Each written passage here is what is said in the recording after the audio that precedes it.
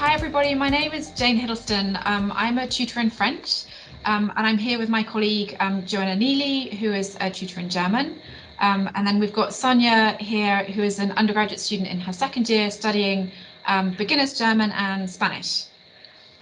So I thought I would start off by telling you just a little bit about kind of an Oxford interview. What is an Oxford interview? What are we trying to sort of achieve through interviewing candidates in this way?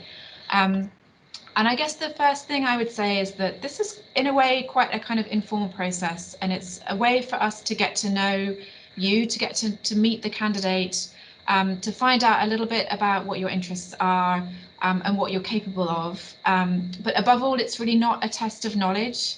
So I don't recommend that people kind of go away and start sort of preparing too much kind of pre-learned knowledge for that interview.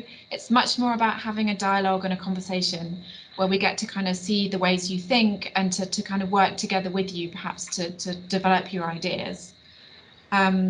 It's also almost like a kind of experiment for us in working with you as a student. So you can almost imagine that parts of the interview might feel like a kind of a mini tutorial. So the tutorial is the small group teaching that we do at Oxford. So we might discuss your ideas, discuss a piece of text with you, but again, not in order for you to kind of come up with some sort of completed and polished answer, but in order for us to sort of help you think through your ideas and kind of work together with us in developing them. So we're looking at things like your sort of responsiveness, your analytical skills, but as I say, very much not at sort of your formal knowledge that you might have kind of acquired already at school. Perhaps my colleague Joanna might want to add something at this point. Yeah, absolutely. Thanks very much, Jane. I would second all that and maybe just say a few things more specifically about modern languages interviews. Exactly all those principles apply that Jane just spoke about. We're also thinking about what motivates you to do your subject. I don't mean so much how perfectly polished your German grammar is at this stage or whatever, and how fluent a linguist you are. Although, of course, if you're taking a language to A-level standard, we expect you to be working with the grammar you've learned at school and trying to work out answers to problems with help if you need them. But it's more about, do you want to go further with this language, and are you interested in its culture and literature as well? So that doesn't mean you have to have visited the country many times or have had lots of exposure to native speakers. Some students do and some students don't at this stage, but more that you're keen to know more. It might be that you've read novels in translation, for example, or it might be that you're interested in pop culture, or that you keep up with the news from the country whose language you're studying. So a motivation to study the subject, an interest in the language, and an interest beyond the language in its culture. Perhaps also you might want to study linguistics. You're interested in how language works. Again, you don't have to have studied all those things extremely formally, but we want to see that you're keen to do so and that you have an aptitude. So some of the things you discuss in the interview might be brand new ideas that you've not come across before, and that's fine. You don't need to be an expert on those things, but you do need to want to find out more and to show that you've tried to find out a little bit more before you come here. Okay, great. Thanks, Joanna. I'll maybe just say a couple of things about the format now of the interview. So what we're going to be doing is an interview for a beginner's language, for beginner's German. And this will be pretty much the same in format to any other language interview, but the difference would be that if you're applying post A-level, a portion of the interview would happen in the language. So we would speak to you for about 5 minutes or so in French or German or Spanish or whatever language it is that you're applying for. But we won't do that today, so that this is kind of approachable for anybody applying for any language. And what we would usually do would be to start off just by introducing ourselves and asking the candidate to think a bit about their sort of interests. As Joanna was saying, we might think a bit about kind of why the candidate wanted to study languages. We'd have a general chat about their experience of language learning, of the culture, perhaps, of the country of the language they're learning. And we may ask a little bit about what you have studied so far. After that, we're going to discuss together with the candidate a poem. So if this was a post-A-level interview, you probably would get an extract or a poem. It could be a piece of prose, but a short extract to look at that would be in the language. But because this is beginners, it's going to be in English. And we're going to present our candidate with a short poem, and we'll share the screen so that we can kind of just read that together during the course of the interview. And again, we won't be kind of waiting for her to come up with a sort of polished answer on the poem. It'll just be an informal discussion, and we'll talk through the poem sort of bit by bit together. So that's the format of the interview. I think we can now move on and start the interview.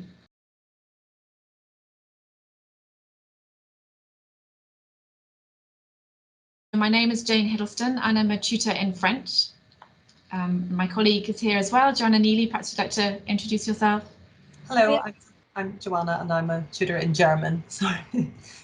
And then Sonia. Hi, my name is Sonia and I'm applying to study beginner's German. Great, okay, thanks very much. It's very nice to meet you. So I wonder if we could just start off by asking you then why you've chosen to apply for beginner's German and Spanish. Why have you come up with that as your choice? I think German's a particularly fascinating language because it's a nice contrast to the language I already know, which is Spanish. It's nice to have a different language in there with a different set of grammar rules.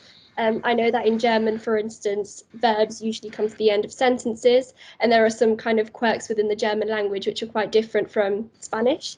And I think that the culture is also particularly interesting. I think the folkloric elements embedded even today with festivals such as Oktoberfest are interesting to learn about and talk about and discuss.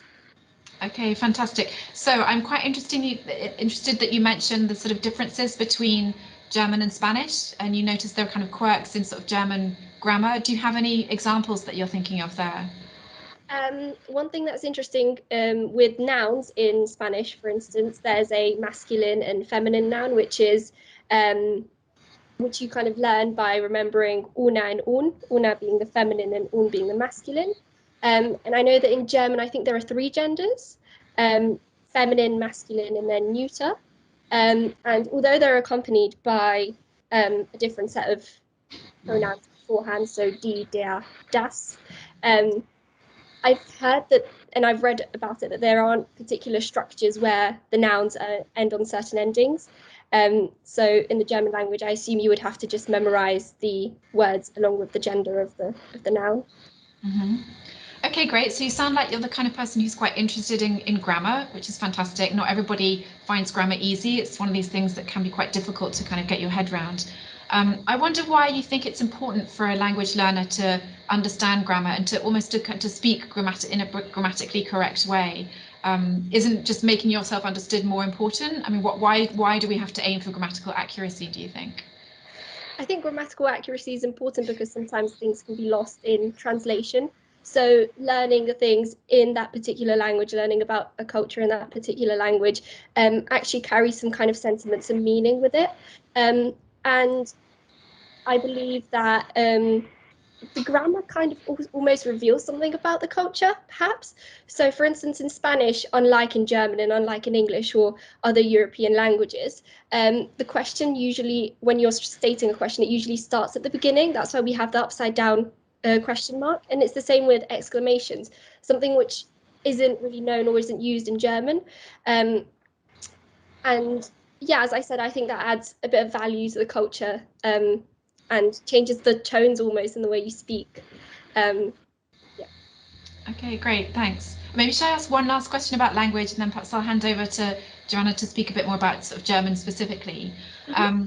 I wonder what you think. You talked about being lost in translation. I kind of wonder if you can tell me a bit more about that phrase. What kinds of things get lost in translation? Why can't we just translate kind of directly and clearly from one language to another? I think because there are certain, for instance, idioms and words which can't be translated to different languages. And if we do begin to translate things literally, word for word, or even we begin to interpret things, these certain words can be lost because a lot of the words within languages carry meanings. Yeah. Okay, great, thanks. So perhaps Joanna would like to ask a bit more about German specifically? Absolutely, we have lots of examples of untranslatable things in German, or indeed German words that seem to have moved into English, like Schadenfreude and Zeitgeist, and I'm sure you'll come across more of those as you study German. I'd like to ask a little bit though about your interest in studying German culture and literature. Obviously you're a keen linguist, that's come across really well so far. And I saw from your statement that you wrote for us that you have, however, done some reading, I presume in English translation, but of Kafka and Thomas Mann. So Little Herr Friedemann by Thomas Mann and Kafka's Metamorphosis. Is there one or the other of those you'd prefer to talk about, or which you liked better than the other? I don't mind, but I think I would prefer to talk about Die Verwandlung, Kafka's Metamorphosis. Okay, fantastic. I'm happy to do that. So, so Metamorphosis, it starts off, and maybe you remember how it begins, the opening sentence or the opening page, it starts off in this very alienating and sudden way where Gregor Samsa finds he's been transformed overnight, and that this is not a metaphor, that's not a dream, it really has happened to him. So how do you find that experience as a reader? What kind of world does Kafka take us into? It takes us into this completely different realm where tragedy and comedy almost mix together. So it's a kind of tragicomical element to it. Gregor Samsa wakes up, finds himself to be a bug, and he's still trying to rush off to work. We find him kind of scratching, trying to get out from bed. His boss is knocking at his door. So there are elements of comedy, yet also throughout the text, we kind of feel sympathy for him. Kafka evokes sympathy for the bug, for being excluded from his family, from his job, and yet trying to kind of live his normal life as a bug. Yeah, thank you. And I'm not sure how recently you read it, but you said Kafka somehow manages to evoke sympathy in the reader. And can you think of how he does this? I'm kind of thinking about narrative style here, or any particular way that he affects us as readers. Why do you think this text is so affecting for you to read? I particularly, well, with regards to that, I remembered the scene where the Gregor was in his room as a bug, and then his mother and sister come in and start to take away all the furniture from him, which kind of symbolizes them stripping away his identity. And it kind of reminds me of the idea that he no longer is a human, he then becomes a vermin, and his parents kind of neglect him in that way. But of course the furniture is no good to him anymore, so it's not, but he does hide under it. It's kind of his protection. They kind of ruin the shell that he forms in his room, and they kind of force him to expose himself and face the reality, the brutal reality that he no longer kind of belongs to this family. His old life, in a way, has been taken away from him within one night. It's a really nice word that Kafka uses for Gregor Samsa's bedroom, and of course if you've read the text in English in preparation it probably won't have been translated. I'm not sure what they do in English, but in German it's a Menschenzimmer, which is a person room. This isn't really a normal word in German either. It's a neologism that Kafka coins to describe Gregor Samsa's Menschenzimmer, his person room. Does that kind of shed any light on what you've just been saying about his humanity somehow being tied up with his own space? Yeah, so the idea of it being a human room, and then he's of course a bug now, transformed into a bug, kind of shows that there's no room for him in this house. And we also see that when the mother brings in 3 men to live in the house, which kind of to earn money and also to provide for the family, because Gregor is no longer the breadwinner. We see him slowly kind of becoming claustrophobic in his own room, kind of being excluded from his house and by his family. And do you have any sympathy for his family members at all, or are they really portrayed as these kind of money grubbing and exploitative people who don't really understand their son and brother? Or is there anything that we get from their point of view that tells a different story? On the one hand, I do feel like, although Gregor is being portrayed as a pest, a bug, I think it's quite ironic because it's the family that kind of acts as this pest. They suck the life out of him, they take from him, they rely on him, they're dependent on him. So in a way, the family is almost a bug. Yet Gregor is being portrayed as vermin in the story. However, we do kind of get this rite of passage from Greta, his sister, and that's why I think the title is a kind of innuendo, because we have the metamorphosis of Gregor and the metamorphosis of Greta. So we do kind of get her perspective as she develops as a woman, and she's ready for marriage by the end of the text. And I think we can sympathise with her as well, because we see her character develop throughout the novella. Absolutely. I always have a lot of sympathy for his family, actually. My students sometimes think I'm a bit cruel about Gregor Zamza. I think if I woke up and there was an enormous bug in the house, I might have, yeah, I can understand how his family feel the way they do. But it's a really interesting text when we think about kind of family relations as something that are always also become monetized and corrupted by capitalist systems and systems of capital and so on. Thank you very much. That was really fascinating discussion of the metamorphosis. I don't think we've time for much more, but I'm just really curious if you see kind of links between Gregor Zamza and the main character in Little Herr Friedemann that you've read, but just out of curiosity. I think that Johannes, der kleine Friedemann, the little man Friedemann, there are links because he was also destined to a life of kind of sadness and solitude in a way, because of his disability, which is not specified in the text, but we know it's because of his nurse dropping him as a child, and he kind of also is forced to live this life of seclusion because of something that was out of his control in a way. Yeah, I think it's really interesting how both texts actually deal with the limits and capabilities of the body in different ways and how this is utilised by others, by the family, by society, and so on. So I think that is a really nice link, actually, that you've identified. I think we should probably move on to the next portion of the interview now. So just to pause a moment and explain, because this is a beginner's interview, I'll be presenting a poem to you in English, and we'll discuss it in English. If you were applying for a kind of post beginner's level language, the text might indeed be in German. But I'm going to share my screen with you now. Before I do so, it's just to say I'm going to give you 2 minutes or so. Jane and I will switch off our microphones just in case there's any noise disruption, and you can just look at the text for a couple of minutes, note down anything interesting that occurs to you. Think in particular about the title of the poem and its relation to the poem itself. And after those 2 minutes are up, we'll have a discussion about some of your impressions of the poem. So I'm going to share my screen now. And you can just let me know. You should be seeing a poem entitled A Coat. And it's quite a short poem. The last line is "in walking naked." Can you see the entire poem on your screen? Yes. Great.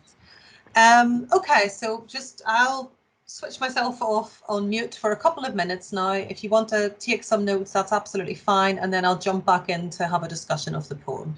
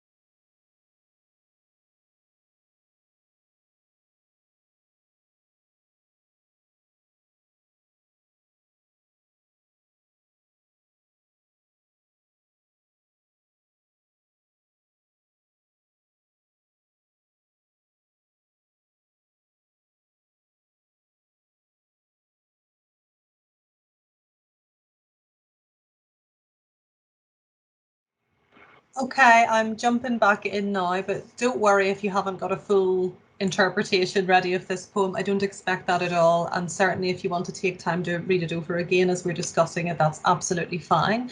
I'm going to leave the poem on the screen now so that you can refer back to it, of course, during our discussion.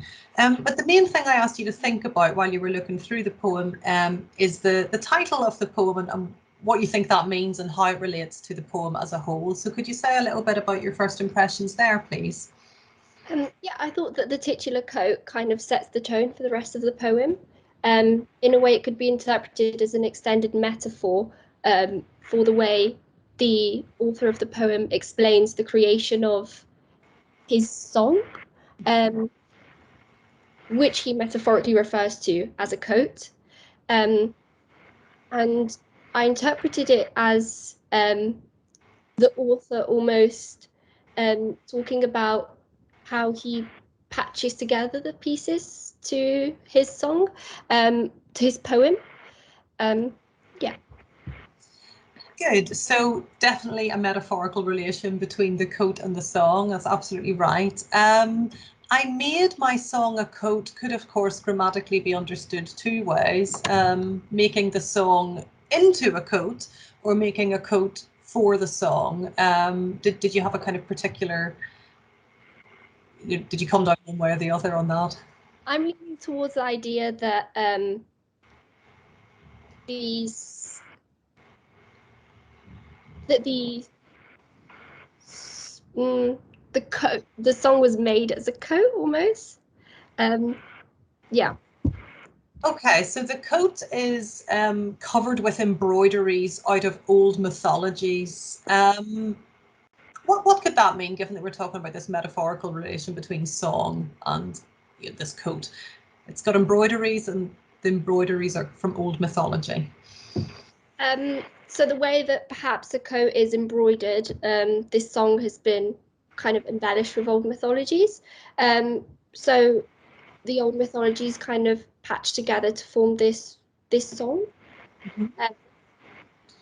So is it the poet's own song, or is it, you know, a kind of plagiarism, or what's happening with these old mythologies being woven in? Is this song original? Is perhaps the poet trying to suggest that these mythologies are untrue in a way, that they've been reworked and remolded and reshaped to what we now know? Yeah, I think there's definitely an element of reworking as well, isn't there? I mean, you can imagine we have ancient myths that keep returning again in modern culture. So there's something here, I think, about the relation between modern creation or new creation and its link to tradition. I would read it that the coat is being made for the song, almost as if the coat is something added to the song. But as I said, that first line can be read both ways. But if we try to imagine for a moment that what's meant is that the coat is something that is made and added to the song, because the song is covered heel to throat by the coat. What happens then in the second part of the poem? But the fools caught it, wore it in the world's eyes as though they'd wrought it. They're taking this coat away from the song. What do we make of that? I think the but acts as a kind of poetic volta where everything turns around in the poem. It's a kind of turning point. The fools, could it relate to the people who plagiarize the poem and the mythologies and wore it in the world's eyes? Perhaps is a metaphor for the idea that they plagiarized it and then presented it to the world as theirs. Mm-hmm. So this kind of wore it in the world's eyes refers to the coat, but also to the song, perhaps. Yeah. So it could be something to do with plagiarism. I think absolutely taking words that aren't your own and using them yourselves as though they'd wrought it, as though they were the ones who'd created it. I think maybe with the word fools is quite interesting here too. They aren't just, I don't know, other poets who he recognizes as equal or deceivers. He or she calls them fools. So what's going on here with this kind of taking someone's words but being foolish with them? Is there a misuse of the song or the song's quote? Perhaps a misuse, but I think it could also suggest that the poet knows what's true and what's not. But the poet knows that they have kind of reworked this piece of work into something different, and that the facade they put up, perhaps the poet can see through it, or the narrator rather.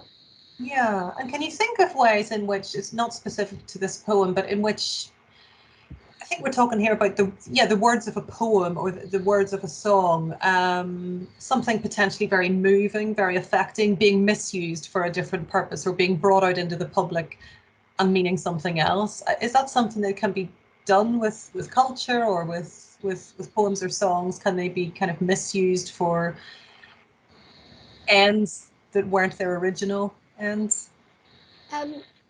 One thing that comes to my mind is the mythology of the way women are presented in mythology. So, for example, Medusa, although she was a victim of rape, has now been reworked to this woman who many people even now interpret as an aggressor with snakes on her head, who turns men into and other people into basically stone. Even though in reality she was a victim of Prometheus. And it's the same with the story of Troy, where Helena was blamed for her capturing, even though it wasn't her fault.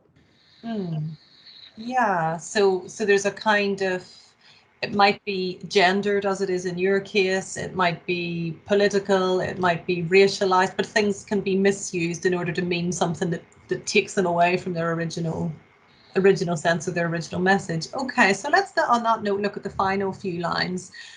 Song, let them take it, for there's more enterprise in walking naked. What did you make of that as an ending?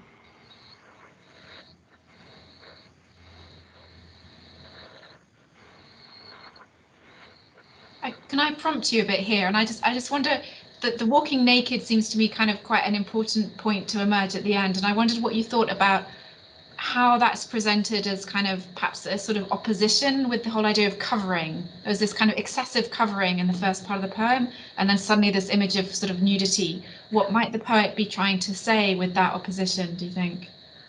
I was going to comment that I think the word naked kind of contrasts the coat, which suggests covering. Perhaps the poet is trying to say that it's better to be kind of unique or not have any ideas than to steal someone else's. And in that sense of naked, that not really plagiarizing anything or not stealing what belongs to someone else. And the song's still there. The coat is gone, but the song is still there. The song still exists and it can walk naked. So just to push that a bit further, I think you made a really good start on that. Yeah, I think I was wrong there when saying that it's about the people. It's rather about the song, because the author apostrophizes the song by speaking directly to it in a way, and says that it's better to leave the song or the poem as it is rather than to remold it and rework it. And I wonder, is that something about meaning as well, as you were saying, with myths kind of getting changed over time and so on, but there's some essential meaning that no matter what someone else does to the words or, corrupts the meaning or interprets something wrongly, that there is a kind of essence in what the poet wanted to say that somehow remains. Yeah, I think that, it refers to the fact that the original kind of remains at the heart of the poem rather than what has been reworked and remolded into something new. Okay, I think probably we should wrap up on the poem there, because we've had a good 10 minutes or so at it already. Unless there was any other kind of further point that you wanted to that struck you about the poem, but you don't have to. I think what's interesting is the rhyme of the poem. Although it doesn't follow a strict rhyme, there are some rhymes between the words, and one of the words that doesn't actually rhyme with any other is naked. And it kind of doesn't really create almost a connection with any other part of the poem. It kind of just strikes on its own. Yeah, I think the poet also uses a lot of consonants throughout the poem. So coat, made, covered, embroideries, old mythologies. So that alliteration of O and the consonants of O, which kind of elongates the poem in a sense and adds a tone of frustration to it. Yeah, so the poem is actually quite intricately crafted, even though it also talks about meaning being as if not more important than specific words. Okay, wonderful. I think I'll make the poem disappear now and just come back to the poem should be gone. Yeah. I think this is the part of the interview really where we ask if you have any questions for us. You don't have to, it's not an important part of the assessment, but it's a good opportunity if you do have any questions about the course to ask them now if they have occurred to you. I don't think I actually have any. Okay, that's absolutely fine. Jane, was there anything else from you? Yeah, I was just going to say that's great, and thank you so much. And it's been great to speak with you. And I think we'll end the interview here. So thank you. Thank you. Thank you.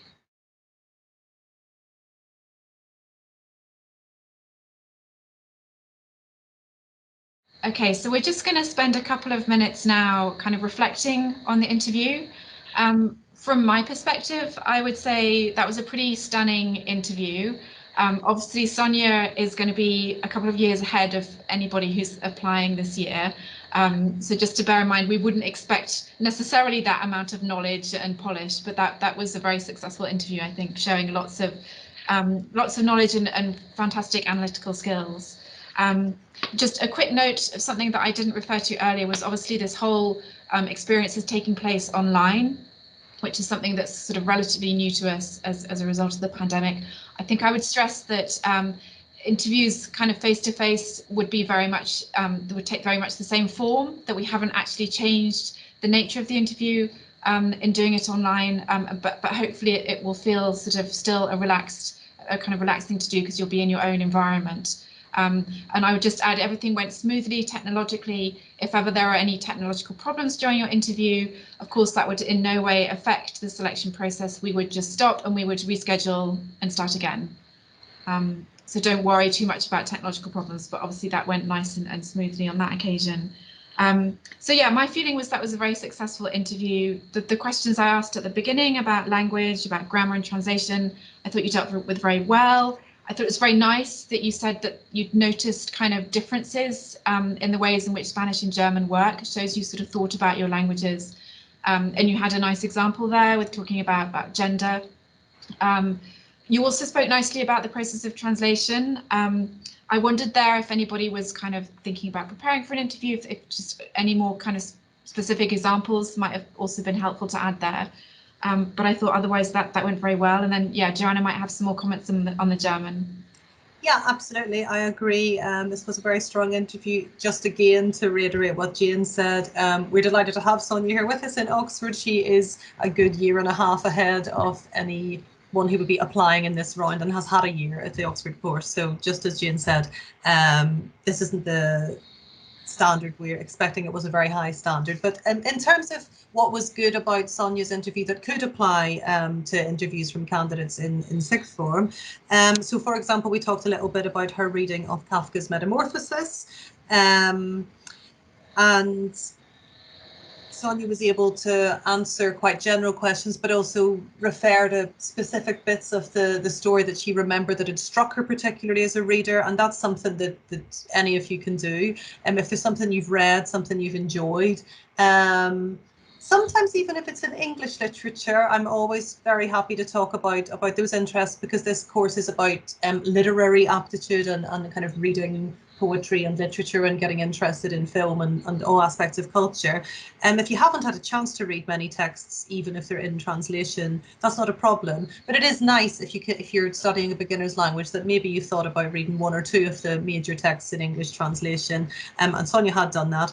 And she was able to say just some very interesting things about what had struck her as a reader. And that led us to think a bit about kind of narrative and character and led on to a more in-depth discussion. So thinking about why you like the things you like in your study of culture is important, because it's your enthusiasm that will come across at the interview, and that will express your motivation for studying the subject. So I think that's a point that anyone can take away from this interview.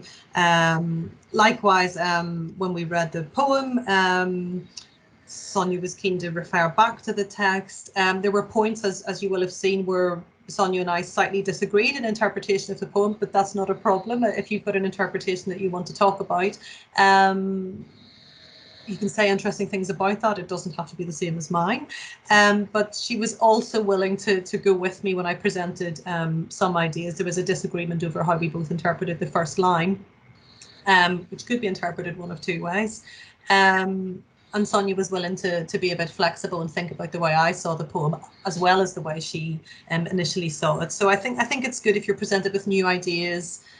You don't have to instantly agree with them, certainly not, and you don't have to rush to change your mind on the spot. But it's nice to think a little bit and take a pause and think about new ideas and see where they take you. So those are things that kind of, no matter how much reading or preparation you have done, hopefully you can take away from this interview.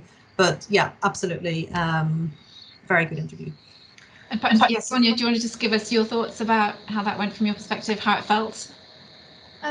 Honestly, it was very similar to the interview that I actually did have in person when I was in Oxford for the first time.